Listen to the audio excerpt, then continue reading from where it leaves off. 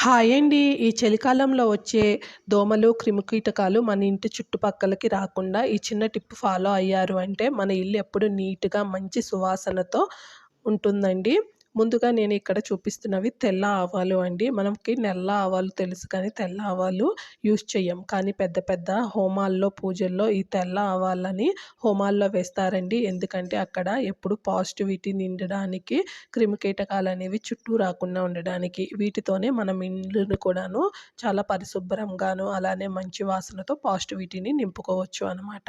ఒక మట్టి దీపాన్ని కాస్త వెడల్పుగా ఉన్నది తీసుకొని, దాంట్లో మనము కొబ్బరి టెంకాయ కొట్టిన తర్వాత వచ్చే పీచు ఉంటుంది కదా! దాన్ని పెట్టండి. కాస్త విడివిడిగా చేసుకొని పెట్టుకోవాలి అండి. అప్పుడే చక్కగా మనకి వెలుగుతుంది అనమాట ఈజీగా.